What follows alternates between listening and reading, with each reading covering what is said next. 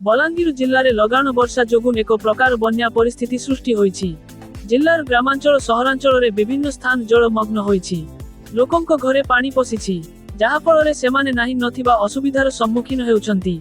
अपरपक्षे एभली परिस्थिति सहित मुकाबिला करिबा पाई जिल्ला प्रशासन सजाग रहिथिबा कहिसन्ति जिल्ला प्रशासनिक अधिकारी। जिल्लार समस्त अधिकारी माननकु सतर्क रहिबाकु निर्देश दिया जाइछि। जलमग्न अंचलरु जल निष्कासन करिबा पाई एवं सेमानकु सुखा खाद्य देबा सहित अन्य समस्त आनुषंगिक व्यवस्था जोगाई देबा पाई व्यवस्था करा जाइथिबा अतिरिक्त जिल्लापाल पवित्र बेहेरा कहिसन्ति। पाटनागढ़ पाटना समाचार। गतकाल आमर लगाण वर्षा लगी रही। आज जहाँ रिपोर्ट अच्छी आज आमर 142 mm जिला सारा 142 mm वर्षा होती। ता भितर आमर जो आगलपुर डुड़कार आमर 264 हाईएस्ट डिस्ट्रिक्ट रेनफॉल होती। आ बलांगीर टाउन रे भी 178 मिलीमीटर वर्षा होती।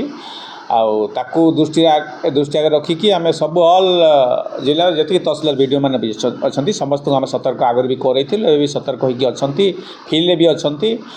सका रिपोर्ट भी आमर तली अंचल माने म्युनिसिपालिटी हो कि रूराल भी गुड़ाए जगह पैंतला है आमर लोईसिंह आगलपुर बेलपड़ा तली अंचल पानी पशि जाइए। किसी लोक इभाकुएट भी कराई से तहसीलदार मान भी अच्छा दरकार पड़े वीडियो मान तरफ सरपंच मान तरफ रंधा खाद्यर भी व्यवस्था अलरेडी से स्टार्ट कले। म्युनिसिपालिटी एरिया रे भी एठी आम 3टा जगार आमर यो म्युनिसिपालिटी रंधा खाद्य आरंभ कले।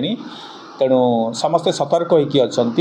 ऑल लाइन डिपार्टमेंट को भी इंस्ट्रक्शन दिखाई जो भी रोड रास्ता भी जो कटअप अच्छी कि जो वाटर लगिंग एरिया भी जो गुड़ाक अच्छी से लोकों को केमती किसी प्रॉब्लम न हुए से समस्ते सतर्क होगी रोड रास्ता से इमिडिएट रिस्टोर करने निर्देश भी दिखाई।